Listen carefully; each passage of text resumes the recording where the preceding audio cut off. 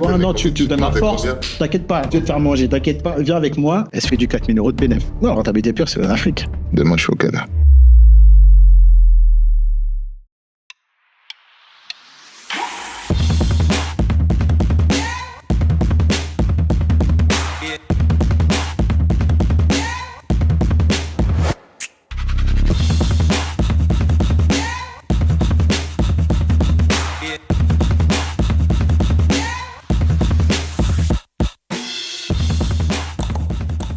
Alors, Mike, pour ceux qui ne te connaissent pas encore, est-ce que tu peux nous dire aujourd'hui ce que tu fais un petit peu, qui tu es? Ok, alors moi c'est Mike Zella.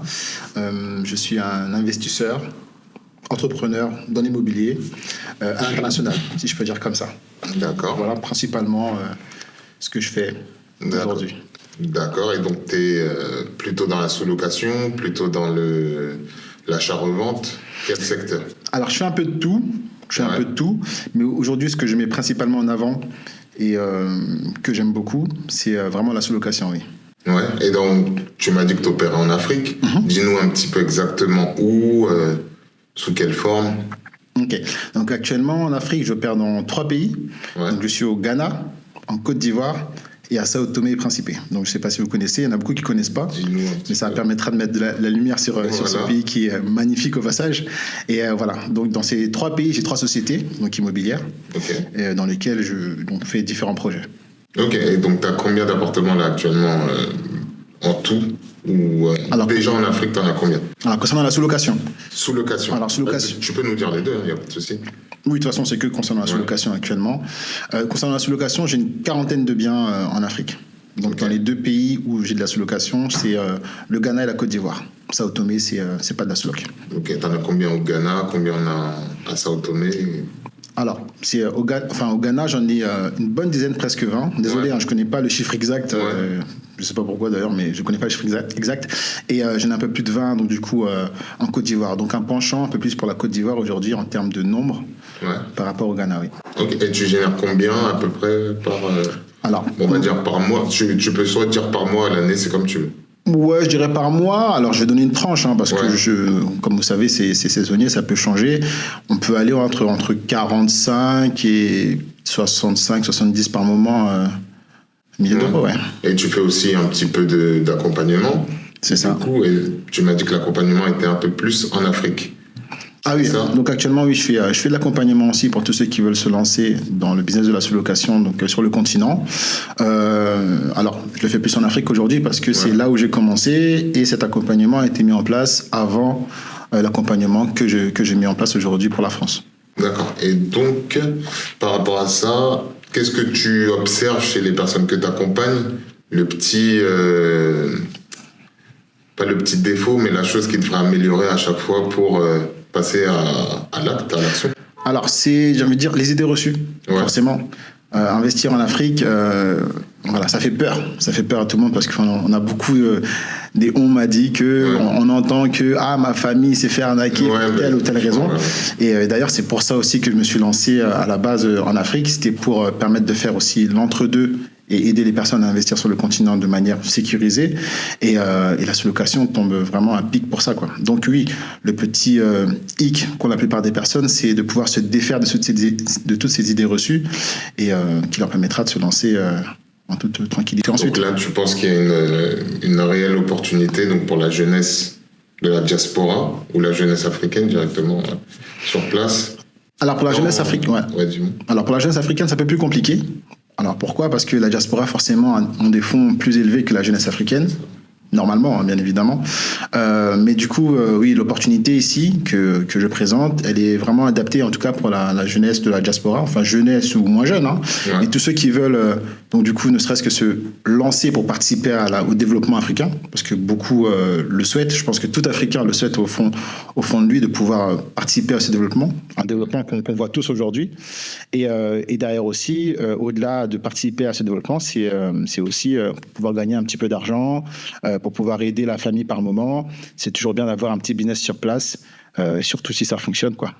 Ouais, et comme on disait hors caméra tout à l'heure, c'est vrai que maintenant on voit surtout une diaspora qui essaye de se soit de retourner directement au pays, ou soit justement qui essaye d'avoir un business, un pied sur les deux continents. Ouais. Donc là, pour toi, je pense que c'est une réelle opportunité. Mais qu'est-ce qui, toi, du coup, t'as lancé dans le business de la sous-location? Est-ce que c'est ça? Est-ce que c'est autre chose? Alors oui, en fait, ça m'est un petit peu, entre guillemets, tombé dessus. Ouais. Et ça s'est révélé être une vraie opportunité. Ça m'est tombé dessus pourquoi? Parce que dans un premier temps, j'avais commencé à investir au Ghana, où j'avais acheté pas mal de terrains que je revendais ensuite à la découpe, etc. Et donc du coup, bon... Oui, vous le savez pas, mais je suis aussi nomade, donc je vis un peu partout. Donc je faisais pas mal d'allers-retours entre le Ghana et les différents pays, que ce soit pour du pro ou pour du kiff. Et du coup, à chaque fois, je réservais sur Airbnb mes différents logements. Et au bout d'un moment, il fallait trouver une autre solution bien plus économique. Et donc celle qui s'est présentée à moi, c'était de trouver un logement qui allait me servir donc du coup de résidence quand je suis au Ghana, que derrière j'allais mettre donc du coup en location, en sous-location pour le coup. Et c'est à partir du moment où j'ai vu le gap de marge qui était possible de se faire avec des logements, je vais vous dire ça comme ça, bon c'est pas ça pour tous les logements, mais on peut avoir des logements qu'on va payer à 100 € par mois et on peut faire 900 à 1000 € derrière de chiffre d'affaires sur ce même logement. Donc ça fait une belle marge dans la sous-loc quoi. Donc c'est comme ça que ça a commencé et forcément dès qu'on a un logement qui rapporte autant, en plus de ça, qu'on arrive à automatiser, on veut forcément dupliquer. Donc voilà comment ça a démarré pour moi. Ok. Et t'as commencé en quelle année encore, tu m'as dit? Alors, en quelle année, je sais plus, j'ai peut-être du mal à compter, mais ce serait environ 3-4 ans maintenant que je fais la sous-loc. 3-4 ans. Ouais. Ok. Et à ce moment-là, qu'est-ce que tu faisais? Donc tu bossais en France, tu bossais plutôt en Afrique, t'étais... Alors, à ce moment-là, j'avais déjà quitté la France, en tout cas mentalement, même si j'étais rattaché un petit peu administrativement et de temps en temps aussi pour faire quelques petits allers-retours, etc. Mais du coup, à ce moment-là, j'étais consultant en digital marketing. Parce que de formation, je suis consultant en digital marketing. Donc, je crée des sites internet, j'accompagne des entreprises à se développer sur le web, etc. Et investisseur immobilier toujours, parce que avant de me lancer en Afrique, dans la sous-location et en Afrique, etc., j'avais déjà un petit parc immobilier que j'avais créé ici en France. Ok.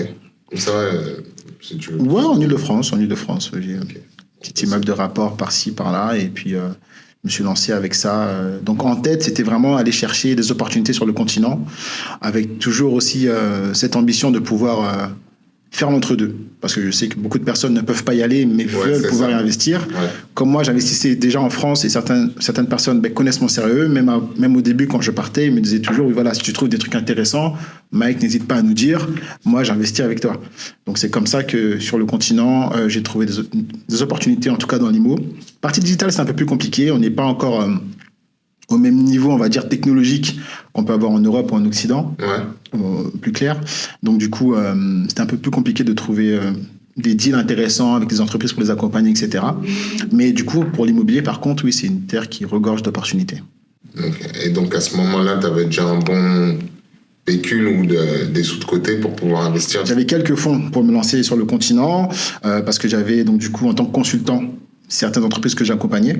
D'accord? Et avec un petit peu de sous aussi de côté. Et je me suis toujours lancé à mon niveau, avec le budget que j'avais, sur des petits projets. Si je prends pour exemple, j'ai commencé à acheter des terrains qui coûtaient 1000 €, même un peu moins, à proximité de la capitale, Accra, au Ghana. Ok. Donc c'est comme ça que j'ai commencé. Et ensuite, c'est en faisant l'entre-deux, donc pour des personnes de la diaspora qui voulaient investir donc du coup au Ghana et acheter des terrains au même prix que je les ai touchés. Bien évidemment, je prenais ma commission et c'est comme ça que j'ai réussi à donc du coup à avoir de plus en plus de fonds et ce qui a fait grandir tous mes projets dans l'IMO, quoi. Ok, donc le déclic est venu de là, du coup. En fait, d'où est venu le déclic? Alors le déclic à quel niveau? Le déclic déjà au niveau où tu te dis, bon, écoute, je lâche tout ici. Okay. Le déclic au moment de te dire, je mets mes sous en Afrique, c'est parti. Okay. Et le déclic de te dire, je reste ici, c'est bon. Alors le déclic s'est fait à plusieurs niveaux. Là, on peut remonter très loin. Déjà de base, j'ai toujours été attiré donc du coup par l'Afrique. Par l'Afrique, son développement, parce que je me suis, malgré moi, depuis tout jeune, senti rattaché parce qu'on m'a plusieurs fois fait remarquer que je ne venais pas d'ici. Okay. D'accord? Donc, à partir de ce moment-là, je me suis toujours dit, OK, l'Afrique, c'est chez moi et si je peux, je vais y mettre ma petite pièce. Ensuite, j'ai envie de dire, de formation, d'expérience, j'ai travaillé dans un média web qui est le leader sur la culture afro-francophone, tout simplement. Donc, j'ai toujours été rattaché par toutes mes actions, etc., par le continent. D'accord. Ok. Donc, mentalement, je voulais toujours investir en Afrique. Ensuite, depuis tout jeune aussi, j'ai cet amour pour le voyage. D'accord, c'est pas né d'hier. Donc je savais très bien que j'allais être amené à voyager un peu partout et forcément voyager en Afrique parce que j'aime le voyage et j'aime l'Afrique. Okay, donc j'ai fait juste en sorte de rassembler tout ce que j'aime, c'est-à-dire le business, l'Afrique, les voyages, et c'est comme ça que le déclic s'est créé finalement. Ok. Et donc, ok. Ok, ça te va plus ou moins? Ça me va très bien. Super. Ça me va, c'est juste que là, je voulais que tu nous... Ok. Et donc, une journée type pour toi là-bas, avant qu'on rentre vraiment dans le sujet, Alors, le plan d'action, très grosse de la question, colocation, très grosse question, une journée une journée type, type. comment ça se passe? Alors, une journée type. Déjà, moi, je suis nomade. Voilà, donc, ça. journée type, il n'y a pas vraiment de journée type. Mais quand on a 45. d'accord, Voilà, 45 ça, en fait. logements. Journée type, ok, c'est le matin, je check mon compte Airbnb, mes messages avec mes équipes aussi. Je vois si tout s'est bien passé. Je regarde, parce que bien évidemment, j'ai des équipes sur place qui vont donc du coup renseigner tout ce qu'il y aura à faire dans la journée. Bon, ils renseignent ça la veille auprès notamment des femmes de ménage et tous les intervenants qui devront intervenir pour différents sujets. Donc je check le programme, je suis un petit peu donc la chronologie. S'il n'y a pas eu de notification en particulier, quelque chose qui n'a pas été fait. Et voilà. Sinon, moi, de mon côté, je suis vraiment en backup, en fait. Je suis vraiment en retrait, en train de regarder si tout se passe bien. Et parce que c'est moi qui gère toute la partie financière, s'il y a un souci au niveau, je sais pas, faut payer l'électricité, faut payer Internet, etc. C'est là où j'interviens principalement. Okay. C'est là que j'interviens parce que je peux gérer tout ça à distance, donc je gère tout ça à distance, quoi. Et là-bas, tu utilises... est-ce qu'il y a une plateforme que tu utilises plus qu'une autre ou pas? Airbnb Booking, par exemple? Airbnb, Booking, Abritel, est-ce qu'il y en a une qui... Airbnb, ouais. Booking, tu n'utilises pas trop? Alors, très bonne question, parce que Booking, notamment à Abidjan, Booking, ça ne marche pas.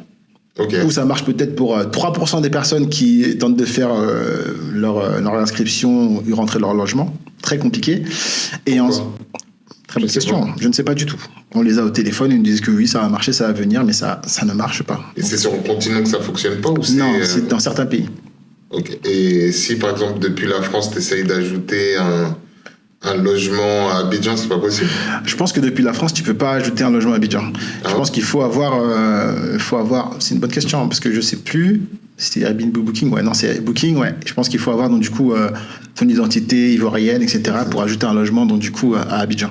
Ok, c'est bizarre. Enfin, c'est pas bizarre, mais par exemple, je te demande ça parce que moi, quand j'ajoute un logement depuis la France de Guadeloupe, après, voilà, la Guadeloupe est rattachée à la France, mais il n'y a pas de souci, tu mets l'adresse, le pays, et puis let's go, quoi. Alors non, encore une fois, comme on dit, voilà, quand on dit l'Afrique, c'est la terre d'opportunité, mais c'est un continent en plein développement. Donc, il y a beaucoup de choses auxquelles ils n'ont pas accès aujourd'hui. Notamment Airbnb, Booking, il y a beaucoup de choses où vous avez accès ici, qu'on n'a pas là-bas.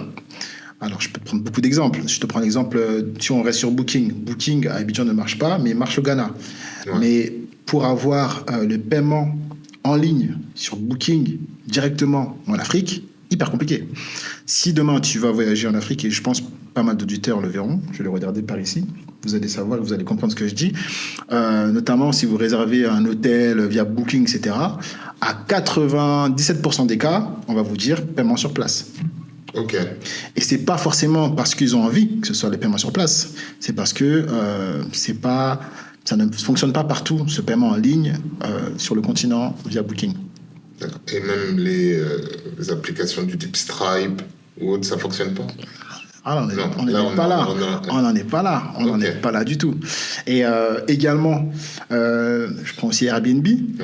Airbnb, au Ghana, c'est OK. Airbnb au Ghana, tu peux mettre très bien le compte bancaire ghanéen et l'argent est transféré sur le compte bancaire ghanéen. En Côte d'Ivoire, ce n'est pas le cas. En Côte d'Ivoire, Airbnb ne fait pas les versements sur les comptes ivoiriens. Donc ils font quoi alors? Comment tu fais? Alors ils mettent en place un compte spécial Airbnb sur lequel tu peux commander une carte et après tu peux via la carte faire tes paiements, etc.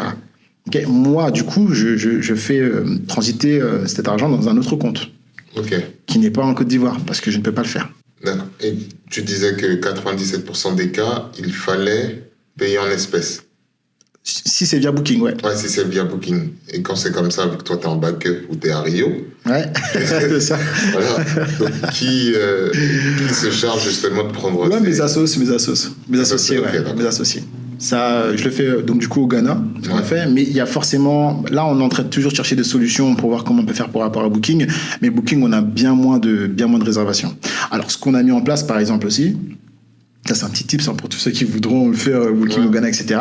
C'est que notamment parce qu'il y a beaucoup d'annulations en fait, comme les gens ne payent pas en avance, des fois ils font des réservations et ne se présentent même pas. Ouais. Ok. Ouais, bah oui. Ils réservent en avance. Le taux d'annulation, c'est quoi, tu sais ou pas? Non, je pourrais pas dire, mais de toute façon, on compte même pas sur ça aujourd'hui, parce que dès que les gens du coup font la réservation, nous on envoie un message en leur disant voilà, avec un lien de paiement, si vous voulez valider votre réservation, vous devez faire un dépôt de 20%, etc. Exactement. Sinon, on peut pas dire que votre réservation est confirmée.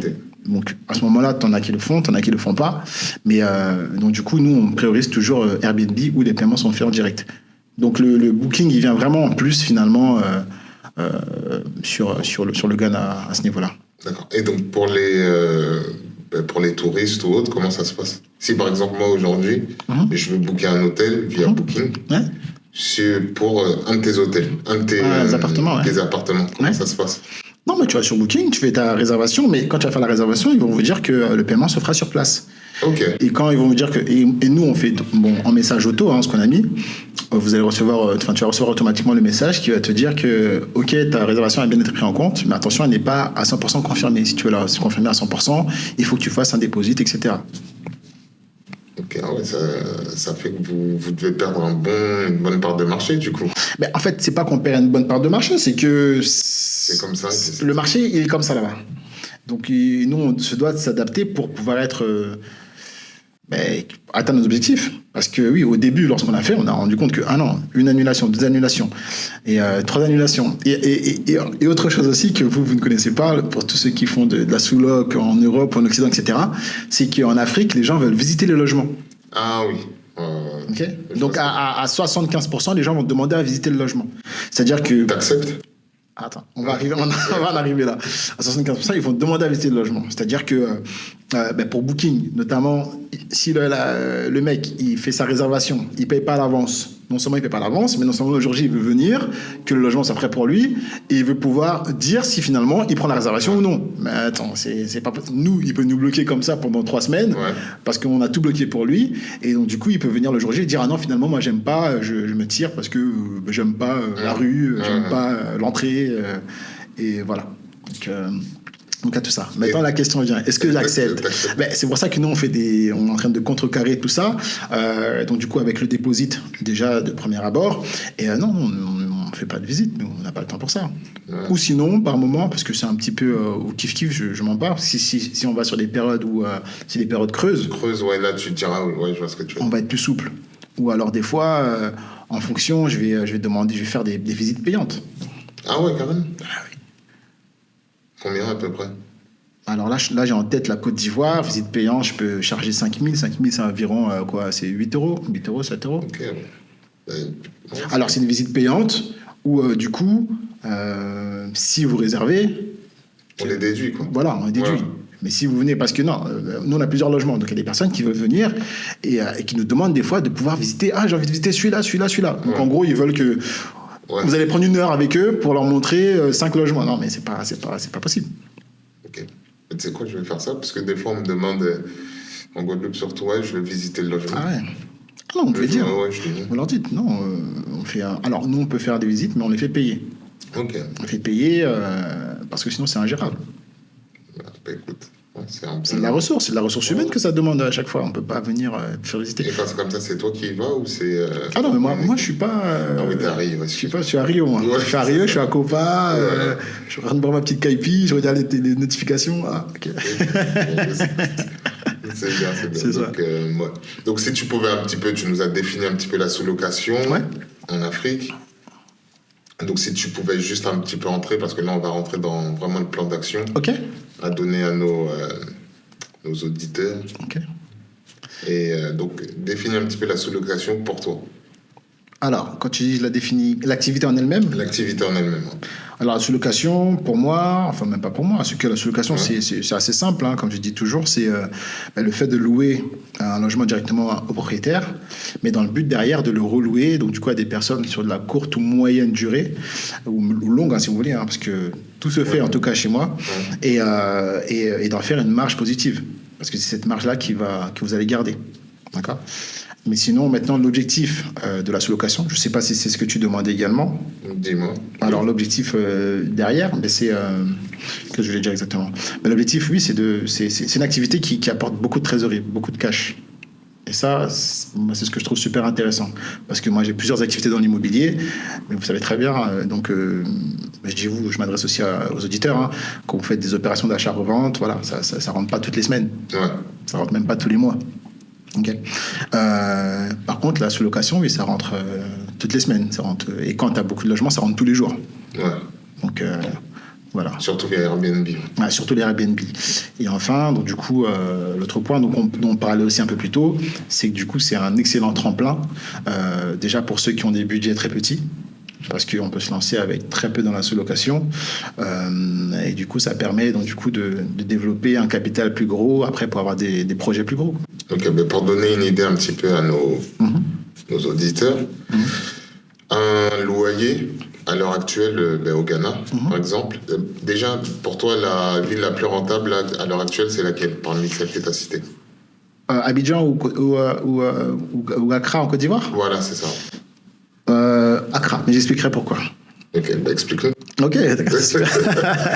Ok, donc oui, la ville la plus rentable actuellement pour moi, c'est Accra. Alors, parce que également, les logements qu'on a récupérés à Accra sont des logements qui étaient anciens, qu'on a légèrement rénovés. Ok. Déjà, donc il y a eu une phase de rénovation. Ensuite, faut prendre aussi en considération la monnaie locale. C'est-à-dire que au Ghana, on est dans le Ghana Cedi, donc c'est la monnaie donc, du coup ghanéenne. Et il y a aussi le dollar en circulation, mais du coup, c'est une monnaie qui fluctue pas mal. Faut dire, petite anecdote, quelque chose d'incroyable que j'ai vécu là-bas, c'est que en l'espace d'une semaine, la monnaie avait une fois doublé en valeur. Un truc que tu verras, je pense, dans aucun autre pays. J'ai fait beaucoup de pays, j'ai jamais vu ça de ma vie, mais c'était vraiment ça. C'est-à-dire que je suis arrivé le lundi, si tu veux, 1 euro était égal à 16 Ghana Cedi, ok. Et le vendredi, le même euro était égal à 8 Ghana Cedi. Ok. Ok. Donc en gros, j'ai perdu 2 fois la valeur que j'avais, quoi. Ok. Incroyable. Et donc et également, pour le coup, pour le business, lorsqu'on est dans le moment où la monnaie elle est très faible, ça fait que voilà, vous vous sentez directement plus riche. Et face à un propriétaire qui lui veut de l'argent en Ghana Cedi, vous avez bien plus d'argent. Vous comprenez? C'est-à-dire que si c'était lundi qui m'avait demandé 1 000 euros, le vendredi, ça équivaut à 500 euros. Tu vois ce que je veux dire? Voilà. Donc ça, c'était pour le petit exemple. Mais pour revenir, c'était quoi la question exactement que tu me posais? La ville la plus rentable. Ah, la ville la plus rentable. Donc du coup, oui. Donc déjà, par rapport à la monnaie et par rapport au type de logement que j'ai récupéré, on peut voir que déjà, c'est une monnaie qui est faible.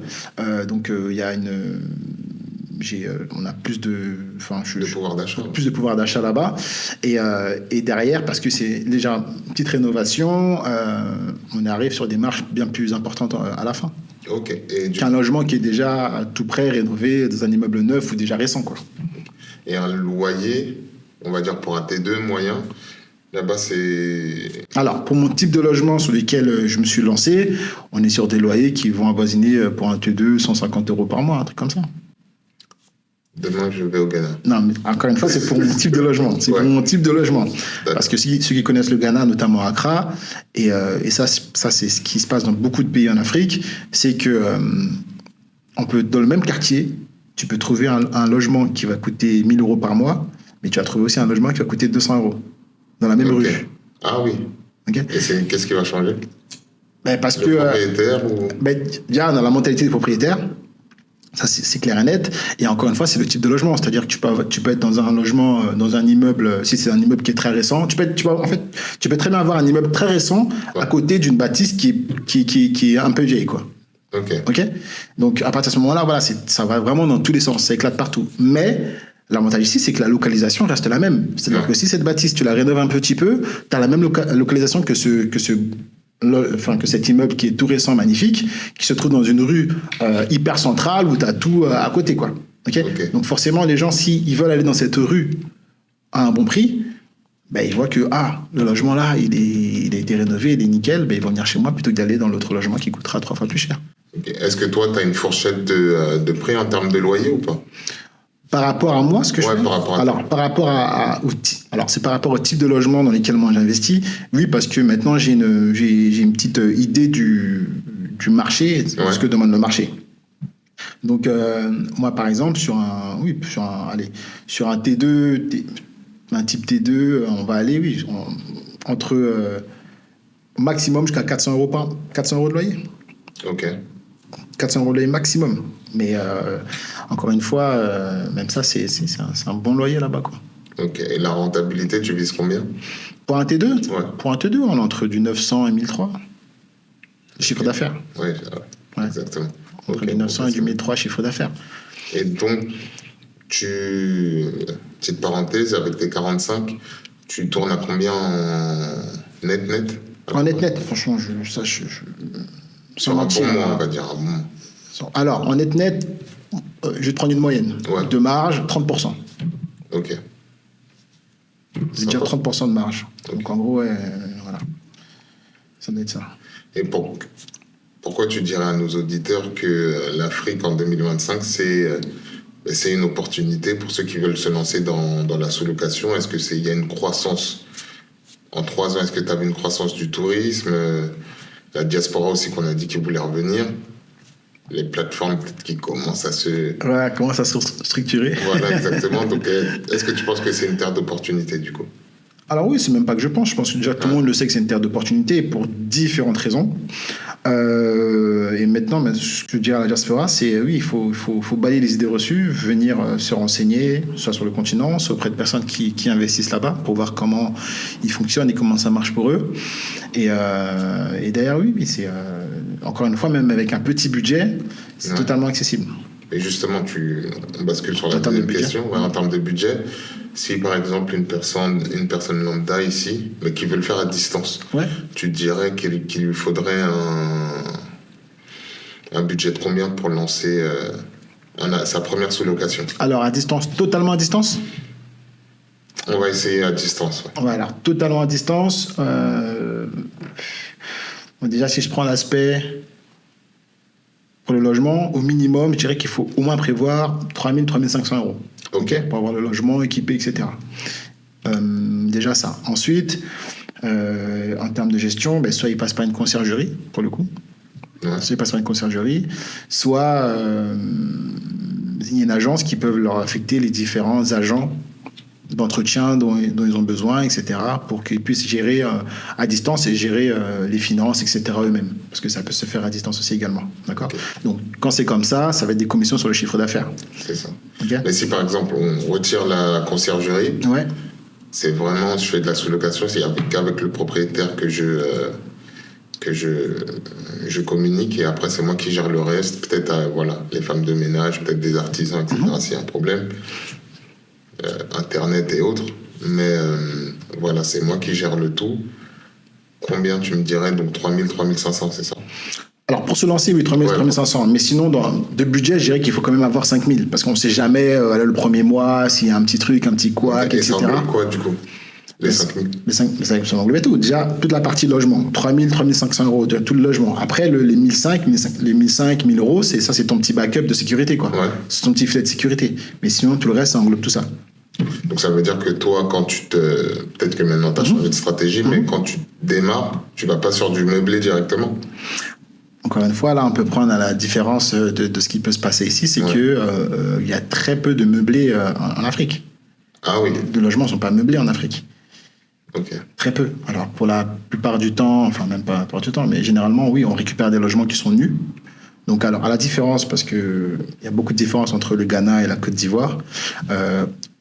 En Côte d'Ivoire, on va récupérer des logements qui sont déjà en état où on peut louer, d'accord ? C'est un peu plus structuré à ce niveau-là qu'au Ghana. On va récupérer des logements qui sont déjà en état où on peut rentrer et mettre des meubles, généralement. Par contre, les logements ne sont pas meublés, donc on doit les meubler nous-mêmes. Il se peut qu'on récupère des logements meublés, mais ça s'appelle des cessions. Alors, les cessions, ça veut dire, par exemple, il y a un locataire qui avait déjà son logement, qui cède son bail parce qu'il quitte le logement. Admettons que ce locataire vit à Abidjan actuellement et il quitte Abidjan pour aller vivre au Ghana, je ne sais pas, le travail, un transfert, etc.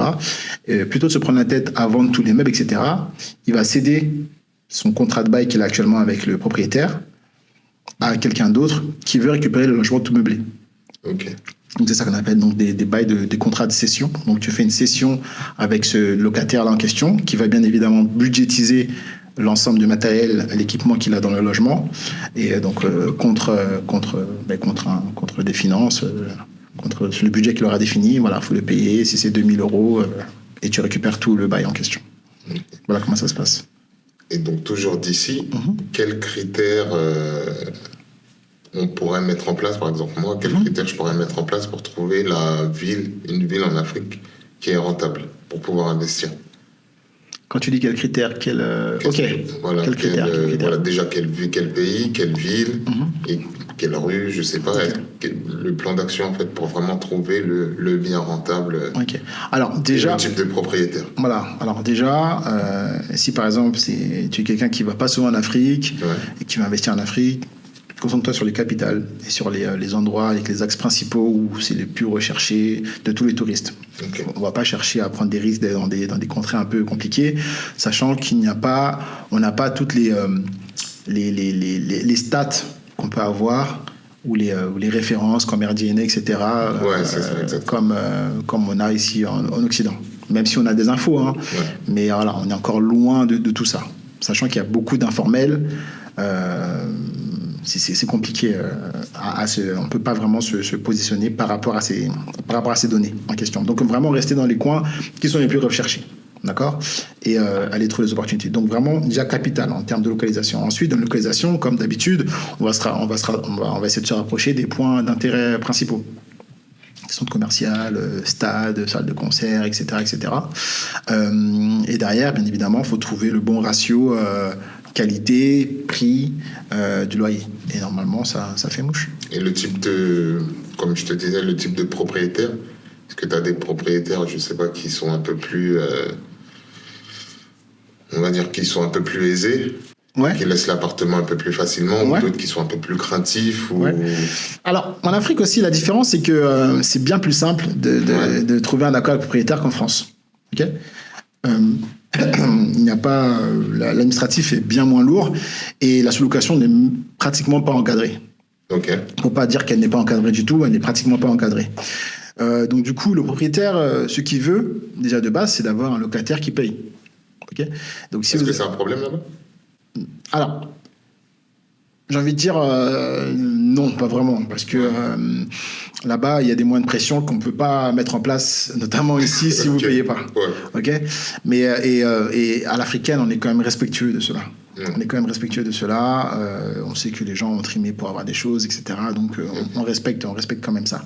Mais du coup, oui, lui, son idéal, parce que généralement, les propriétaires là-bas, c'est des personnes qui ont tout un immeuble, plusieurs logements, donc il n'est pas souvent là, il est dans d'autres pays, c'est des gens qui sont plus ou moins aisés, ils peuvent même avoir plusieurs immeubles, donc quand tu viens le voir, écoute, tu lui montres que tu as les fonds, il voit que tu es de la diaspora, il dit « Ah non, mais tu sais, moi aussi, j'ai commencé comme ça dans l'immobilier, etc. » Et il est OK pour y aller.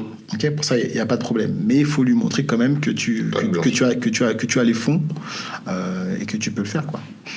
Sinon, pour ça, oui, il n'y a pas vraiment de problème. Il n'y a pas des longues discussions comme on peut avoir ici, rassuré, garantie. Il n'y a pas garantie, là, il n'y a pas tout ça déjà. Caution, tu donnes pas de caution? Il y a des cautions, mais par exemple, ici, on peut parler de garantie vissale. Enfin, là, je parle quand c'est du particulier, mais voilà, il n'y a pas tout ça. Même les cautions, oui.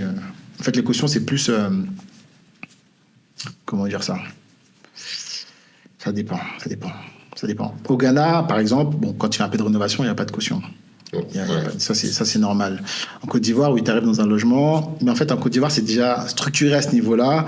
quand tu récupères un logement. C'est-à-dire, au Ghana, c'est un peu comme veut faire le propriétaire, mais en Côte d'Ivoire, généralement, c'est 5 mois de loyer qu'il faut prévoir pour avoir un logement. Ok.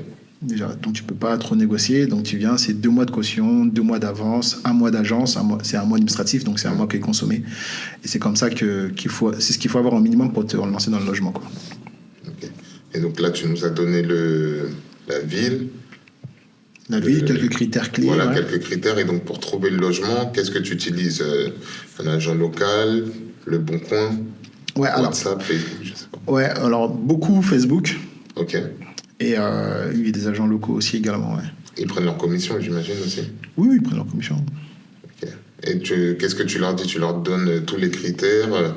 Tu leur dis, je souhaite, je sais pas, un T2 proche de cette rue-là, proche Exactement. de... Ouais, Et exactement. après, On ils leur viennent avec... on donne le quartier, on donne la tranche en termes de budget pour le logement, donc Ouais. le type de logement, la tranche en termes de budget, et on précise aussi, très important, préciser que vous voulez faire une activité de sous-location dans le logement. Ah, faut le préciser. Ok. Est-ce qu'il y a des fois où ils disent non ou... Oh non, alors, il faut savoir que l'agent africain, il va jamais te dire non. Ok. Il va jamais te dire non. Il va toujours te trouver des logements, des trucs, etc. Par contre, une fois qu'il te montre le logement, précise encore une fois avec le propriétaire que tu veux faire l'activité. Et ensuite, donc là, on a trouvé la ville, le bien, on a tout meublé, même, voilà, tout ce qui est ameublement. Je pense que tu rapatries pas des meubles d'ici Non, pour là-bas. il y en a beaucoup. Arrêtez de faire ça. Arrêtez de faire ça. Il y en a beaucoup qui le font, mais forcément, c'est plus pour eux, quoi. C'est pour eux parce qu'ils veulent des pièces spéciales, j'en sais rien, mais. Et pourquoi tu dis d'arrêter? Parce que c'est pas rentable. Enfin, Ouais. Premièrement, si c'est pour ça, hein, si c'est pour faire l'activité, c'est pas rentable. Ok. Ensuite, Tu penses que c'est mieux donc d'acheter sur place? et puis ensuite, ça participe à l'économie du pays. C'est ça. Donc c'est ça. Mais bon, même si souvent dans le pays, c'est des trucs qui sont importés aussi. Mais ouais. Ok, donc tu meubles avec donc, les pièces... Ah, moi, je meuble avec les boutiques locales, etc.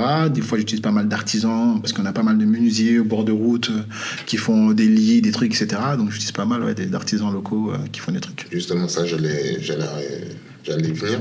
Et pour trouver ton équipe, comment tu fais aussi? Ton équipe de ménage, ton équipe, tes artisans, tes associés, je sais pas si... Ouais, tu demandes. Alors, mes associés au Ghana, ça s'est fait assez naturellement parce que moi, j'ai grandi autour de pas mal de Ghanéens. Ouais. Donc, quand je suis arrivé là-bas, j'avais ma famille là-bas. J'avais ma famille Ok. ghanéenne, en gros. Et donc, c'est avec un cousin, si on veut, de ma famille ghanéenne en France, qui m'a été présenté là-bas, etc., avec qui on a super accroché, on a lancé le projet comme ça. En Côte d'Ivoire, je suis parti à l'aventure. Ouais. J'avais déjà lancé mes projets au Ghana, et en fait, je me suis lancé en Côte d'Ivoire parce que ma communauté, donc sur Instagram, me disait « Mike, s'il te plaît, lance aussi en Côte d'Ivoire, lance en Côte d'Ivoire, lance en Côte d'Ivoire, lance en Côte d'Ivoire. » Donc, c'est comme ça que je suis arrivé en Côte d'Ivoire. Et quand j'ai dit ça, j'ai fait un appel, comme un appel d'offres. J'ai dit « Voilà, moi, je vais lancer des projets en Côte d'Ivoire, mais j'ai besoin de rencontrer des gens qui sont sérieux, avec qui on peut essayer de faire des choses. » Dans ma tête, je sais toujours très bien que c'est quelqu'un avec qui je ne vais pas lui donner tout sur un plateau d'argent, bien évidemment. Donc, on va y aller crescendo, petit à petit, à la confiance. On voit si ça marche bien et on continue. Et donc, c'est comme ça que ça s'est passé. Donc, j'ai rencontré pas mal de personnes qui m'ont dit que oui, on pouvait faire ensemble ce type de projet-là. Il y a quelqu'un avec qui j'ai bien accroché et avec qui je suis encore aujourd'hui depuis près de 2 ans. Okay. Donc, voilà. Et après, tu mets l'annonce sur Airbnb. Là, il y a un système... Alors, excuse-moi, parce que j'ai pas tout dit. Donc, du coup, ça, c'était pour trouver l'associé. Et pour l'équipe, après, non. Les femmes de ménage, il y en a partout en Afrique. Des femmes de ménage, des artisans, des plombiers, tu en as à toutes les rues. Maintenant, tu t'en prends un, deux, ils commencent à faire le travail. Ça se passe bien, tu les gardes. Ça se passe moins bien, tu changes. Mais ça, t'en trouves partout. Ok, donc là, et après, c'est comme ça que tu montes ta petite équipe. Ouais, ta petite équipe. Donc là, de toute façon, ça pour le premier bien. Là, tu mets le logement sur Airbnb. Là, sur ça, il n'y a pas... c'est un petit peu comme en France, en Europe. Il n'y a pas de... Ouais, tu équipes le logement, tu fais tes petites photos. Tu mets le logement sur Airbnb. Yep, c'est parti. Et au niveau du pricing, vu que tu dis que c'est un petit peu... c'est pas tout le monde qui utilise Airbnb. À mon avis, peut-être c'est pas tout le monde qui est professionnalisé aussi. Clairement. par rapport aux concurrents, est-ce que, à mon avis, tu dois te sortir un petit peu du lot, vu que tu... Clairement, mais moi, je suis moins cher que les concurrents. Ah, t'es moins cher que les concurrents. Ok. Je suis moins cher que les concurrents parce que les concurrents, pour la plupart des concurrents en Afrique, ils n'ont pas la notion des prix du marché. Ok. Donc beaucoup mettent leur prix en fonction, je sais pas, de ce qui se dit dans le quartier, de ce qui se dit dans la rue, de ce qui se dit dans la ville. Mais les prix du marché, Sur les produits. c'est ceux qui règlent, hein, ceux qui gèrent, ceux qui décident finalement. Donc là, par exemple, sur une unité, t'es à combien? Alors pour un T2 studio, ça va être environ. Alors là, je prends. Ouais, non, même Ghana, Côte d'Ivoire, c'est pareil. Ghana. C'est environ à 30 € en moyenne. 30 €. Sans les frais de ménage? Alors, frais de ménage inclus. Mais attention. Alors, quand je dis attention, pourquoi je dis attention? Moi, comme j'ai plusieurs logements, Ouais.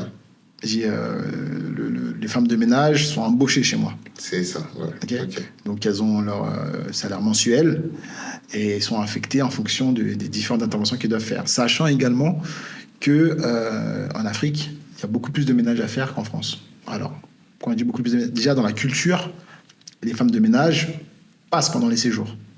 D'accord. C'est pas comme en France. Donc elles passent forcément. Si pendant une semaine il passe pas, le client va certainement faire une remarque. Même si tu n'es pas obligé, hein, mais dans la culture c'est comme ça. Et justement, ils doivent passer tous les... Non, il n'y a pas de rythme. Après, tu peux donner le rythme toi-même, sachant que les personnes qui sont en séjour, ils ne sont pas dans le logement tout le temps. Ouais.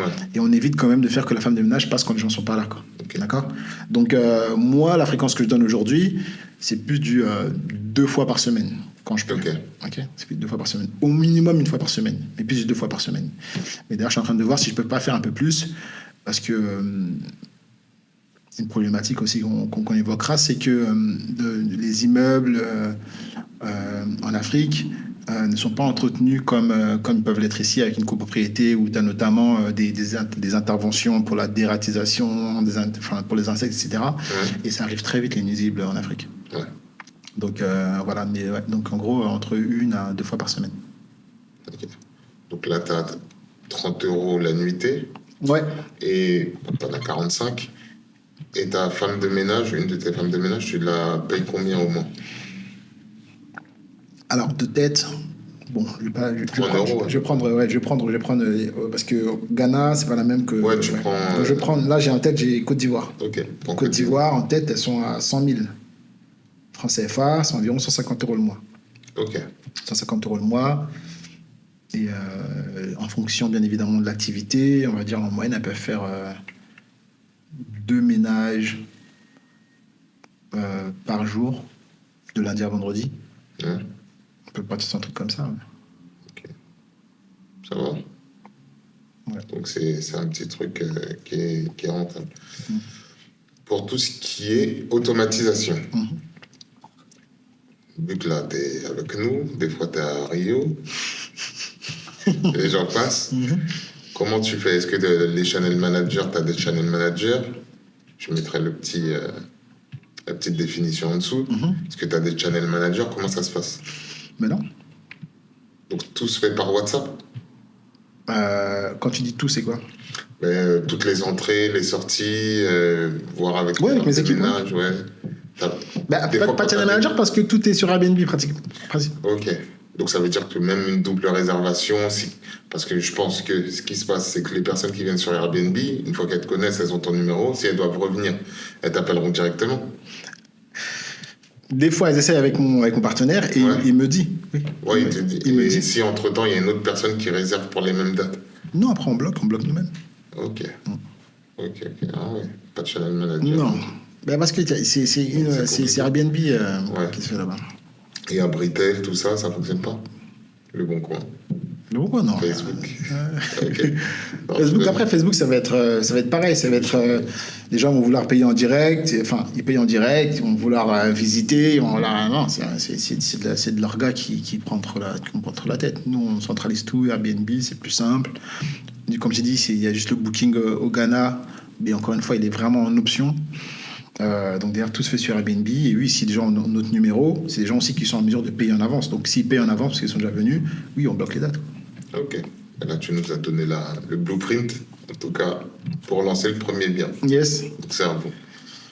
À vous de jouer, hein. C'est compliqué. Le truc, c'est qu'en plus, j'étais en train de réfléchir à ça. Ouais. Aujourd'hui, je me suis dit, un challenge qui serait cool, c'est à chaque invité, puisque chaque invité, en fait, arrive avec une expertise. Bien sûr.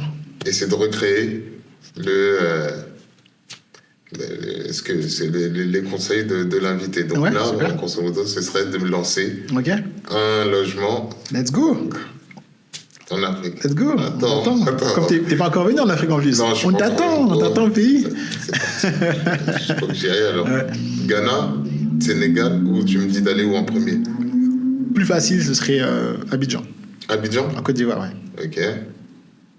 Combien donc 3500, je dois mettre de Ouais. côté, tranquillement. Et je le lance en combien de temps? Moi, quand je viens, c'est 1 semaine, 2 semaines. Très bien. Parfait. En 2 semaines, très bien, mais tu vas Ah oui, courir. c'est pas... T'inquiète. Tu vas courir, pas de souci. C'est parti. Mais c'est vrai qu'avant ça, il faut que je Ouais. mette en place d'autres trucs, tout Ouais. ce qui est colocation. Et bref. Ouais, de tous les anciens De tous les intervenants. anciens, c'est ça, exactement. Faut que je Bah, fasse attention, la charge. non, mais tu peux quand même choisir ce qui, pour toi, te semble être le plus accessible, le plus rapidement. En fait, le truc, ce qui serait bien, c'est de le faire Ouais. et de montrer, faire un retour. Ah à chaque ouais, fois. ouais. Non, mais clairement. En fin d'année, Ouais. voilà, ça a fonctionné, voilà, c'est ce que j'ai mis en place, Ouais. ça. Ouais.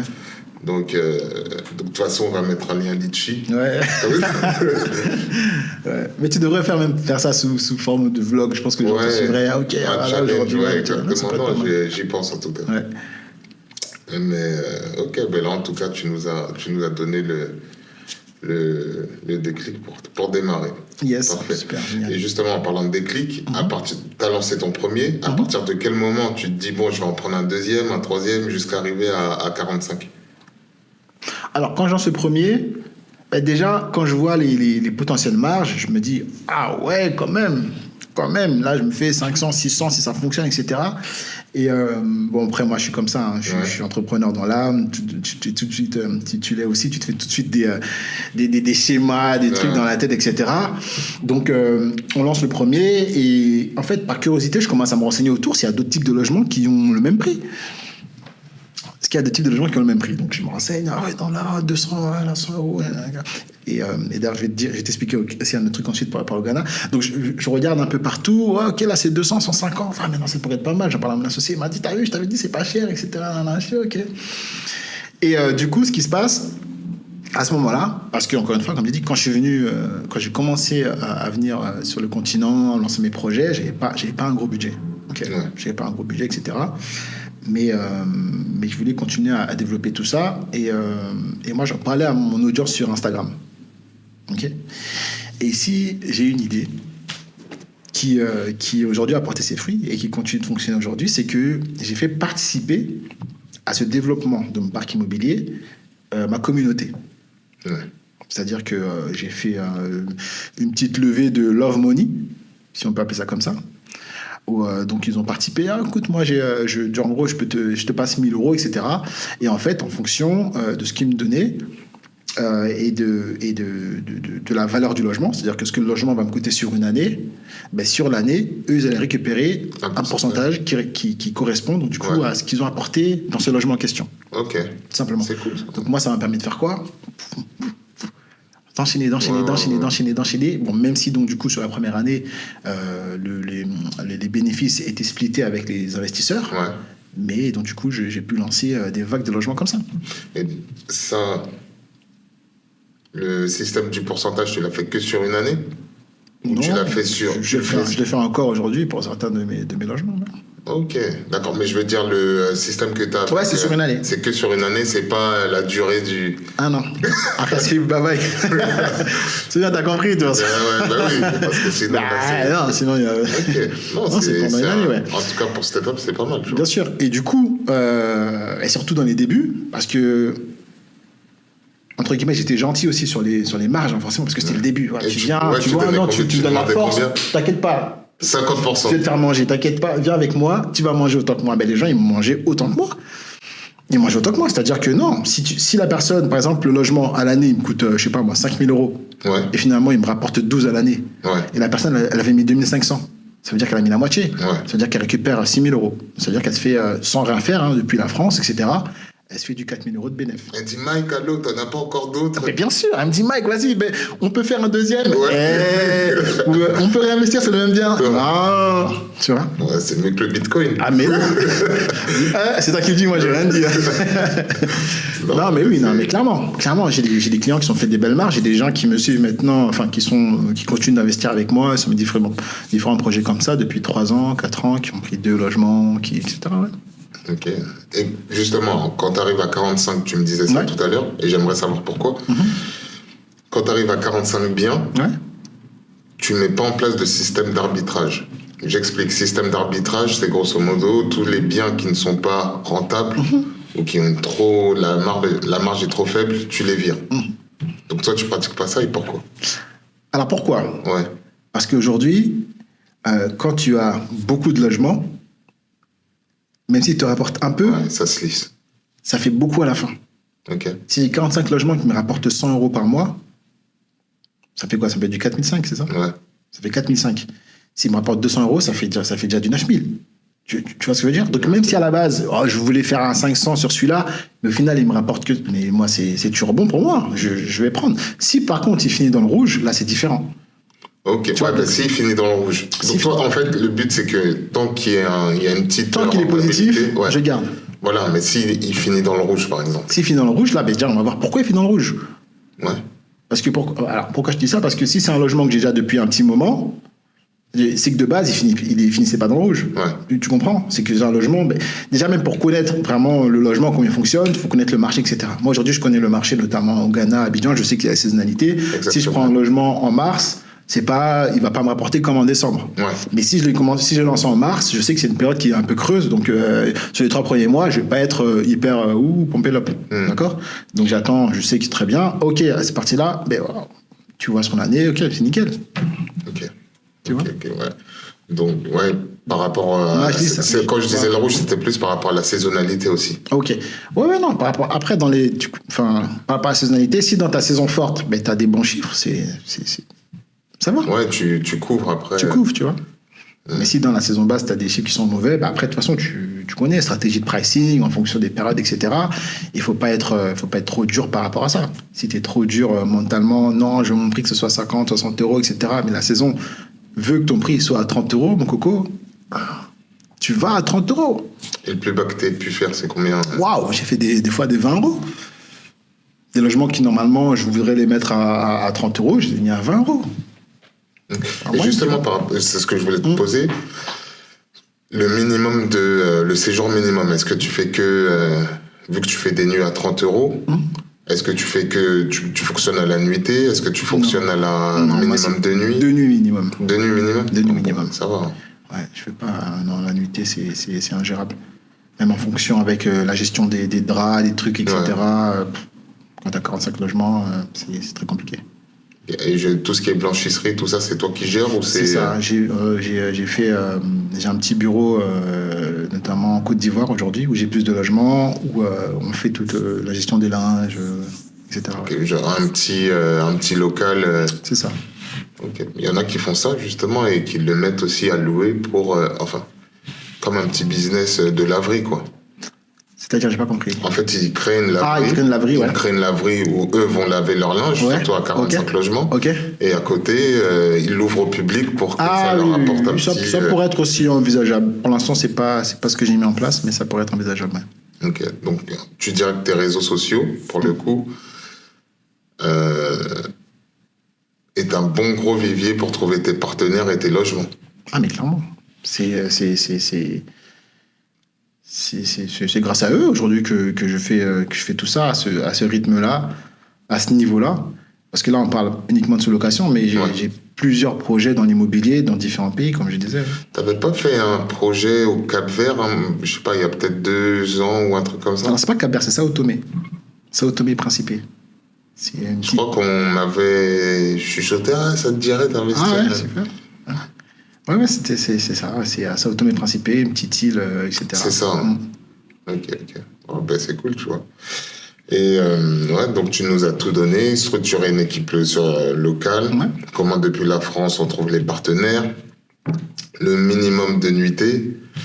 le minimum, le pricing aussi, etc. Donc, tout est bon, là. On est parti. Donc là, en tout cas, c'est... Vous avez tout pour vous lancer. Demain, je suis au Ghana, demain. Ouais. C'est parfait. Après Ghana, si c'est Ghana, tu parles anglais? Of course. Very well. Very well. That's good. You can do it then. It's okay. Non, ben écoute, là, tu vas nous dire un petit peu ta plus grosse galère. Anecdote, ta plus grosse galère. Ok, ouais. Ça doit être J'en ai une belle. Alors, est-ce que je peux appeler ça galère? Mais tu me diras. Mais je pense qu'elle n'est pas liée directement à l'activité. Mais tu veux quelque chose qui soit lié directement. Si, c'est lié à l'activité. En fait. Ouais. Mais alors, c'est quoi la plus grosse galère? Les cadenas. La boîte à clés. Ok. Ceux qui me suivent sur les réseaux, qui ont suivi un petit peu l'histoire, vous allez reconnaître. Donc, la boîte à clés, j'avais une boîte à clés. Donc, du coup, on met une boîte à clés, on l'a accrochée à une petite rambarde qui est proche de la porte, dans un immeuble. Dans un immeuble où j'ai plusieurs logements maintenant. Donc, j'ai mis une boîte à clés. D'accord? Je venais de récupérer le logement, à peine un mois, il y avait déjà des clients, etc. Donc, on met une boîte à clés. Sur le palier, on a des voisins en face. D'accord? Donc, il y a 2 logements sur le palier. D'accord? On est au premier étage, il y a 2 logements. Et un jour, je viens, la boîte à clés, elle n'est plus là. Et tu fais pas de double? De quoi? De clés? Ouais. Non, c'est pas la clé, c'est la boîte à clés qui est plus là. Ok. La clé, nous, on a des doubles. Ok. La boîte à clés n'est plus là. Donc, je me dis, mais elle est où la boîte à clés? C'est bizarre. Donc, je demande au gardien, elle est où la boîte à clés? Il me dit, oui, c'est la dame, elle a coupé, elle a cassé la boîte à clés, etc. Elle a enlevé. Elle demandait c'était à qui, après elle a enlevé. Je dis, mais comment ça, elle a enlevé la boîte à clés? Si c'est pas elle, c'est forcément mon voisin. On est 2 sur le palier. Si elle n'a pas encore eu de retour de ma part, ben elle attend, elle va en avoir. Ok. Donc je vais les voir, du coup. Je toque chez les voisins. Oh là là. Quelle histoire. Alors, à l'africaine, pour vous dire, vous savez comment c'est. Donc, c'est des personnes qui sont un peu plus âgées que moi. Ok. Malheureusement, il y a beaucoup d'Africains, quand ils sont âgés, ils toisent les jeunes. Donc, ils les prennent de haut. Toi, t'es un petit jeune, là, tu me parles même pas. Okay. Donc moi j'arrive, je dis bonjour, là, je me présente, moi je suis Mike, c'est moi qui suis le locataire en face, etc. Donc je vous ai cassé ma boîte à clés, mais pourquoi? Je comprends pas. Oh ben oui, on a demandé, personne ne nous a répondu, on a demandé au propriétaire, elle a dit qu'il savait pas, etc. Oui, mais avant de casser, vous n'avez pas réussi à nous avoir, nous qui sommes en face, fallait au moins attendre. Parce que là, comment on fait maintenant? Moi, je dois racheter une boîte à clés. Non, mais vous mettez pas on ne savait pas ce que c'était, etc. Il ne faut pas mettre ça ici, etc. Non. Et là, donc d'abord, je parle avec le monsieur. Et d'un coup, il y a la femme derrière qui... Ouais, c'est moi qui l'ai cassé. Donc, elle commence à crier. Moi, ça me critique. Je dis, madame, vous ne me criez pas dessus, etc. Je suis en train de parler avec votre mari tranquillement. Et là, ça prend une ampleur. Mais moi, je ne sais même pas comment ça s'est passé. Je me rappelle, j'ai même les vidéos parce que j'ai filmé pour me protéger par rapport à la situation. Et à un moment, la dame, elle me crie dessus. Je dis, moi, je parle à votre mari, je ne parle pas à vous. Si vous ne savez pas rester calme, mettez-vous sur le côté. Lui, il vient me dire, tu ne parles pas comme ça à ma femme, etc. Et sa femme, elle me lance son téléphone. Je l'évite. Je commence à sortir mon téléphone. Je dis, bon, moi, je suis jeune, je suis un peu grand. Si je pousse quelqu'un ici qui tombe, qui se fait mal, on va dire, c'est ma faute. Donc, je commence à filmer. Le mari, il me dit, tu me filmes pas. Il commence à essayer de taper mon téléphone. Je recule. Il rentre chez moi. Parce que la porte de chez moi était ouverte. Donc, je recule jusqu'à chez moi. Pour me protéger. Lui, il rentre chez moi. En attendant, sa femme est en train de pousser derrière. Il pousse sa femme. Elle revient. Elle lance encore son téléphone. Ils ont fini chez moi. Et finalement, je me faisais agresser, quoi. Je me faisais agresser. Et après, au bout d'un moment, bon, ils sont sortis. Tiens, ce que je disais, moi, je filmais, je disais, regardez, ils sont chez moi, etc. Et sur les réseaux, du coup. Attends, non, j'ai filmé, mais j'ai pas mis de live. Okay, j'ai pas mis en live, sinon ça aurait pris des proportions très grandes, surtout que c'est très viral, la Côte d'Ivoire notamment. Et donc, du coup, après, ils quittent chez moi. Et moi, je dis, écoutez, moi, mon cadenas, ça coûterait 15-20 euros, tu vois, mais vous allez me le rembourser. Parce que déjà, ouais, non seulement tu m'agresses, vous me criez dessus, vous m'agressez alors que je suis pas en tort, etc. Et en plus de ça, il faut que je paye mon cadenas. Et non, là, c'est trop pour moi. Donc, s'il vous plaît, on va pas se fatiguer ici. Remboursez mon cadenas, chacun fait sa vie. Et du coup, il y a un voisin du dessus qui entend l'histoire, qui est un peu jeune, un peu comme moi. Et finalement, c'est lui qui apaise un peu. Et finalement, c'est lui qui décide de rembourser le cadenas en question. Okay. Et là, je me dis, waouh, heureusement que je suis pas là souvent parce que j'ai pas envie de croiser ces voisins en question. Quoi. Et du coup. Est-ce que c'est pas des gens qui vont mener la vie dure à tes voyages? Ben, figure-toi qu'un mois et demi après, ils sont partis et j'ai récupéré leur logement. Et ils fonctionnent très bien. Tu vois? C'est pas fait, mais ça, c'était l'anecdote un peu, une des anecdotes les plus folles. Si j'en ai une autre aussi. Bon, comme ça, là, c'est une autre qui est vraiment rattachée à l'activité. C'est pour ça que je dis qu'il faut bien dire au propriétaire à chaque fois que vous allez faire l'activité. Parce que, bref, je t'explique l'anecdote. J'étais d'ailleurs en Martinique à ce moment-là. J'étais à la maison. J'étais à Martinique à ce moment-là. Et je me téléphone, il sonne, on m'appelle, qu'est-ce qui se passe? Et donc, du coup, j'ai le locataire qui s'est pris la tête, embrouillé clairement, avec le propriétaire de l'immeuble. Alors, comment ça arrivé? Ben, en fait, dans les immeubles en Côte d'Ivoire, souvent les propriétaires, parce qu'ils ne sont pas souvent dans le pays, etc., ils laissent des gestionnaires. Okay, pour l'immeuble en question. Donc, nous, la gestionnaire en question savait que je faisais l'activité, mais elle n'avait pas parlé au propriétaire.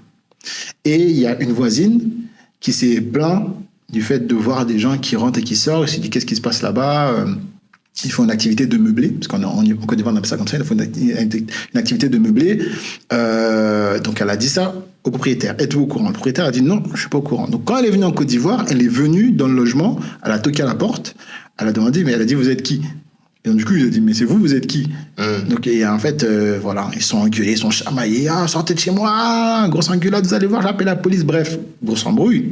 Mais figure-toi, ouais, c'est des clients qui viennent sur Airbnb, qui sont comme ça. Ils disent insécurité, tout ce qui est à la grosse totale, quoi. Et donc, moi, je me retrouve en Martinique à devoir gérer tout ça à distance. Décalage horaire, tout ce que tu veux, bref.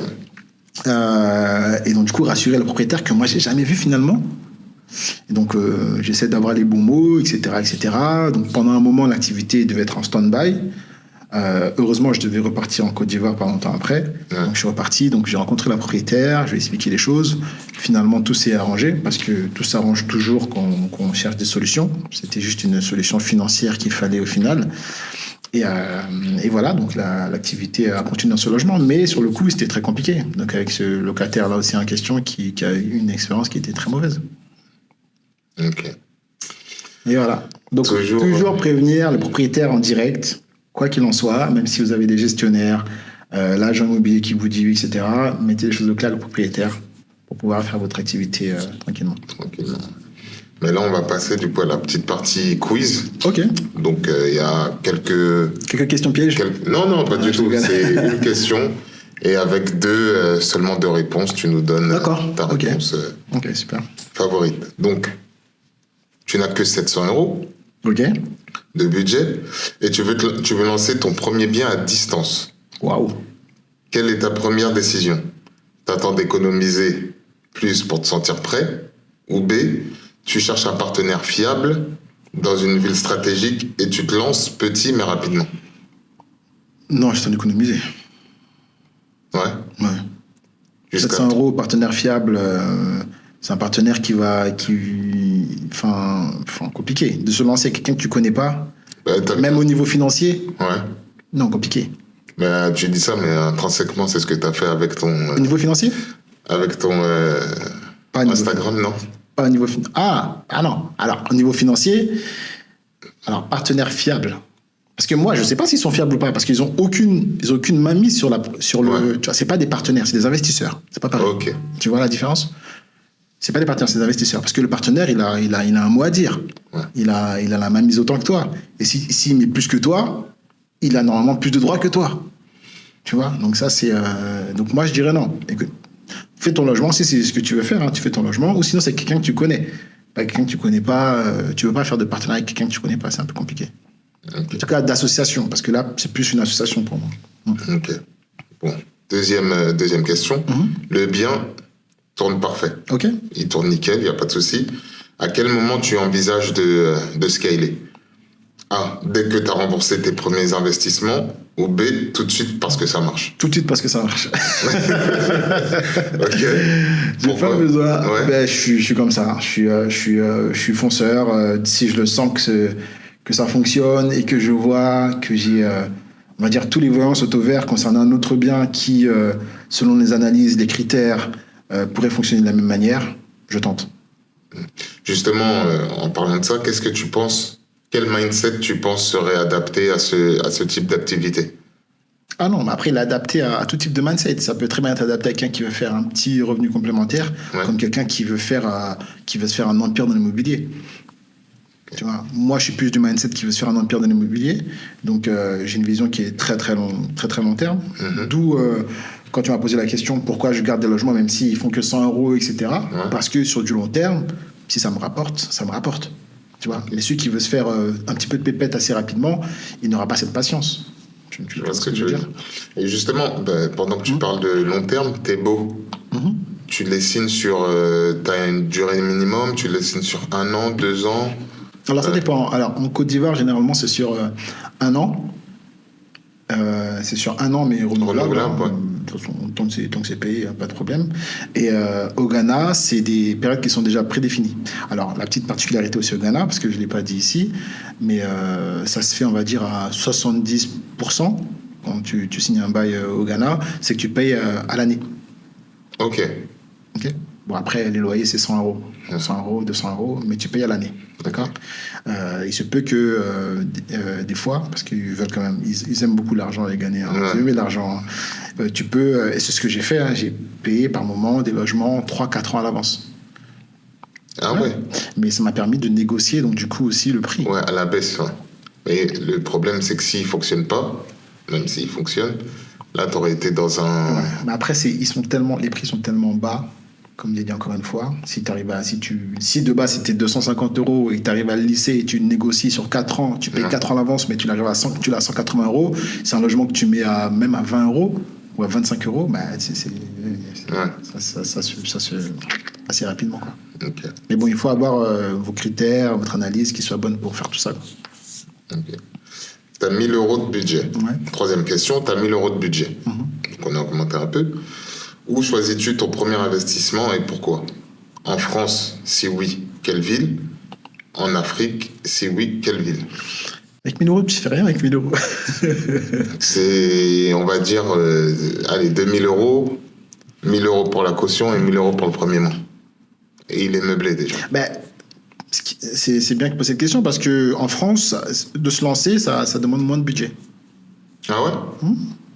Tu peux... après, je sais pas quelle ville, hein, mais si...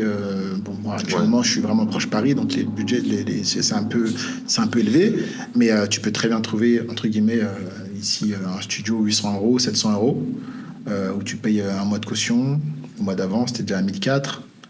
Après, ce truc, il est meublé, hein. Ouais. Si il est meublé, c'est parti. Ouais, c'est parti, ouais. 2000 euros, c'est parti. Donc, mais en Côte d'Ivoire, tu peux pas. En Côte d'Ivoire, c'est 5 mois de loyer. Ouais. Et au Ghana, 1000-2000 euros, tu pourrais, mais tu vas le meubler. Donc, on va dire qu'il est meublé. S'il est meublé? Ouais, alors, s'il est meublé, franchement... Mais ça n'existe pas au Ghana, ça. Il est meublé. À ce prix. Non, mais tu ne peux pas l'avoir à ce prix-là. Non, on va dire, imagine, c'est moi qui viens de finir. Je dois partir à Rio. Je le laisse. Et je alors, ok, voilà. Donc, alors, on va dire que l'opportunité est au même niveau dans les 3 pays. Et pour le budget, je prendrai au Ghana. Ah ouais? Je prendrai au Ghana? Non, je prendrai en France. C'est pas vrai. Au même niveau, dans tous les pays, je prendrai en France. Ok, pourquoi? Stabilité, électricité, eau. Ouais. Comme j'ai dit encore une fois, pas de saisonnalité. L'entretien, non, même pas la saisonnalité, l'entretien des parties communes, etc., de l'immeuble, etc. À ce niveau-là, je prendrais. Si c'était au même niveau, encore une fois, dans tous les pays, je prendrais en France. C'est bien plus simple. Ok. Ouais, mais parce que, encore une fois, cette égalité n'existe pas, c'est pour ça que chaque pays a ses avantages. Au niveau de la rentabilité pure? Non, la rentabilité pure, c'est en Afrique. Ok. Demain, je suis au Ghana. Hein? Parce qu'ici, forcément, et ça, parce qu'on le dit tous sur Instagram, et moi aussi, on vous dit tous, voilà, bénéfice, ceci, cela, mais ça, c'est bénéfice. En France, notamment, c'est bénéfice en tant que société. Ouais. C'est pas bénéfice dans ta poche. C'est ça. Attention. C'est ça. Et ça, c'est une grosse différence. C'est une grosse différence, exactement. Ok. Si tu devais faire, question 4, si tu devais faire un choix, quel est l'objectif du modèle que Mike enseigne? Posséder un maximum de biens immobiliers, numéro la A, ou B, générer des revenus passifs réguliers sans posséder de biens grâce à un système automatisé? Alors, ça se rejoint un petit peu pour moi, mais l'idéal, c'est de posséder, c'est de faire du passif. Okay. Moi, je fais ça, mais c'est pour faire du passif. C'est pour ça qu'aujourd'hui, je voyage, etc., et que j'ai tout automatisé. Alors, pourquoi je dis ça? Pour toi, alors, on va revenir sur une question polémique. Pour toi, l'immobilier, c'est passif? Très intéressant, parce que c'est vrai qu'il y a beaucoup de gens qui disent non, les revenus passifs, ça n'existe pas, etc. Mais moi, je C'est de Je suis de ces cette éléments. équipe, ouais, team pas passif. Team pas passif. Pas Alors, passif. bah, pour moi, ça existe parce que tu crées le système. Mais le système, il faut le créer. Et une fois que le système il est créé, c'est là que les revenus deviennent passifs. Ok, Mais il y a toujours des gens qui travaillent. ok, mais quand t'es en Martinique et que tu bois ton petit rhum, tout ça, et que t'as un problème, c'est pas Quel passif. problème? Mais le problème de la proprio qu'il faut gérer, que tu me disais. Mais tu peux payer des gens qui peuvent gérer les problèmes pour toi, si tu veux, ou que ça soit passif à 100%. C'est ce que tu veux pas le faire. Ok. Donc c'est pas passif. Tu voulais pas le faire, donc c'est pas passif. Pour moi? Ouais. Ah oui, moi j'avoue, je suis sur du semi-passif actuellement. Franchement, je sais pas si c'est passif à 100%. Parce Ah non, que mais c'est pas on va- passif à 100%. Là, Non, actuellement- pas toi. Ah ok, mais d'accord. l'immobilier, pour moi, c'est pas passif à 100%. Tu auras toujours des galères de toute façon en tant que propriétaire Ouais. où tu devras répondre. Même Oui, si c'est tu sûr. payes quelqu'un, C'est sûr, c'est qui sûr. paiera quelqu'un, Ouais. qui paiera quelqu'un, Ouais. qui paiera quelqu'un, à la fin, c'est toi qui aura le dernier mot. Mais après, de toute façon, tu es dans un. Enfin, tu veux te faire de l'argent. C'est ça. Mais tu vas forcément faire au moins un petit peu de trucs. Tu peux pas faire de l'argent Non, sans mais rien faire. moi, il n'y a pas de souci. J'ai compris que c'était pas Ouais. passif. Mais il y en a qui partent du principe où ils ne veulent rien faire. Non, en après, c'est une question de. Enfin, c'est pas vision, mais comment tu vois la chose, quoi. Ouais. Comme le verre à moitié rempli, à moitié plein, etc. Mais en soi, on dit tous la même chose. C'est juste que le niveau de passivité, voilà, pour moi, faire quelques petits messages, c'est pas, pour moi, c'est pas une grosse charge de travail, je vois quoi. ce que tu veux Tu vois ce que je veux dire? Donc c'est pour ça que pour moi, je vais estimer que c'est du passif. Ok. Parfait. Donc, la dernière. Donc, numéro 5, il me semble. Quelles sont les compétences clés que Mike recommande de développer en premier? A. La décoration d'intérieur et le bricolage. Donc, on parle toujours Ok. en Afrique. Ou B. Le mindset entrepreneurial, la communication, la délégation et l'analyse du marché. Oui, puis c'est ça. Le mindset entrepreneurial, la communication. Donc, c'est ce que tout tu ça. dirais à tout type de personne qui veut se lancer en Afrique, ce serait la réponse B alors. Ah oui, bien sûr. En communication, le management, la compréhension du marché. Ouais. Plus que créer un logement super beau, etc. Oui. Oui, ça peut venir petit à petit. Tu peux être aidé ou tu peux avoir des, qu'on appelle ça des exemples. Moi, j'ai pas fait de formation d'intérieur design ou quoi que ce soit, mais voilà, aujourd'hui, je vais sur Pinterest, ça me montre des trucs et en fonction de ce qui est disponible dans le pays, etc. Ben, j'ai des inspirations, voilà, des inspirations. Tu t'inspires et tu fais ce qui fonctionne. Tu peux aller même regarder ce que fait les concurrents, chez qui ça marche bien. Ouais. Donc, tu n'as pas besoin d'avoir des connaissances en particulier pour ça. Les travaux, ben, tu délègues. Je ne vais pas te demander d'aller faire de la plomberie, c'est pas faire de plomberie. Les love rooms, ça fonctionne là-bas? On n'est pas à ce niveau-là encore. Ah, peut-être qu'il y a un créneau. Ça pour pourrait Mike, hein. fonctionner, ouais. Ça pourrait fonctionner. Je me suis posé la question. Hein. Je me suis posé la question. Parce que toi, tu m'as dit que tu avais quelques biens à toi. Alors, en sous-location? Non, à toi-même. Non. Non, pas actuellement, j'ai pas encore de biens. Alors, j'ai des biens en construction. Ouais. J'ai des terrains. Enfin, quand on dit c'est des biens, mais c'est pas des Ouais. logements. Mais j'ai pas de biens en sous-location. Non. Ok. En Afrique. Non. D'accord. Ouais, bah, peut-être love room avec une petite petit jacuzzi, truc balnéo, Ouais, ça peut pourrait être pas mal. fonctionner. Ça peut être pas mal. Oui, pourquoi pas tester? Et là, les prix, tu les augmentes et puis c'est parti. Pourquoi pas? Pourquoi pas? Why not? Ben, en tout cas, merci Mike. On arrive sur le petit mot de la fin. Ok. Tes objectifs à long terme, qu'est-ce que ce serait? Moi, c'est de devenir promoteur IMO et de faire des comment dire ça, je vais pas dire pas lancer un fonds d'investissement, mais lancer des projets groupés sur l'IMO en Afrique, quoi. C'est-à-dire avoir une vraie structure qui permet à des personnes de la diaspora de partout de pouvoir participer à des gros projets immobiliers en Afrique. Ouais. Ce serait ça. Un peu à la Grande Cardone, mais africain. Ok. Tu vois un petit peu le délire? Mike Cardone? Non. Non. Je suis pas Cardone, moi. Je suis Ah, Zela. Donc ce sera Mike Zela. C'est ça. Et sur quoi tu travailles en ce moment? En ce moment, je suis en train de développer mon parc IMO ici en France. Ouais. Donc, je viens de me lancer en France. J'ai actuellement 2 biens. Je suis en train de discuter sur quelques biens si tout va bien. L'objectif, c'est d'en avoir une dizaine. C'est ça l'objectif principal ici. Et à côté, il y a toute la partie accompagnement que j'ai lancée il y a peu aussi également. Ok. Et donc, à part l'IMO, est-ce que tu as d'autres investissements, bourse, ETF, Non, crypto? non, pas pour l'instant, non. Non, pas du tout. Oh, si, j'ai des petites cryptos, mais franchement, ça fait très longtemps donc j'ai laissé. Je sais même pas ce que ça donne aujourd'hui. Je regarderai Ouais. peut-être dans 5-10 ans, je sais pas. Ok. On verra, peut-être qu'il y aura de bonnes surprises. Je sais même plus combien j'ai investi, mais ça doit pas être grand-chose non plus, mais on sait jamais, hein, vu comment ça bouge actuellement. C'est ça. Donc, ouais, non, j'ai mis un petit peu comme ça. Mais toi, tu es vraiment 100% IMO et puis... Ben, actuellement, j'ai mis en place mon plan d'action pour les 10 prochaines années. Donc, maintenant, il faut que je reste focus et que ça aille tout droit, quoi. Parfait. Ben, écoute, Mike, je te remercie beaucoup. Ben, merci, Raphaël, pour l'invitation. Et puis, ben, tiens, la caméra. Tu as juste à regarder la caméra pour si là où on peut te trouver, tes accompagnements et ce que tu fais. Ok, super. Ben, moi, vous pouvez me trouver sur Instagram. C'est Mike Zela ou Mike DZT. Ce sera plus simple pour me trouver. Voilà, je parle tous les jours d'opportunités sur le continent, tous les jours de sous-location, d'immobilier, de mindset aussi. Vous verrez aussi un petit peu de mon lifestyle. Comme je suis nomade, j'aime bien un petit peu partager mes petites aventures. Mais voilà, l'objectif, c'est toujours qu'on avance ensemble. En tout cas, pour tous ceux qui veulent avancer, tous ceux qui veulent changer un petit peu de situation, principalement financière. Et voilà, quoi. Ensuite, c'est à vous de jouer. Ben, écoute, Mike, je te remercie. Merci, Raphaël. Et puis, je te dis à bientôt. Yes. Allez, ciao, ciao. All good.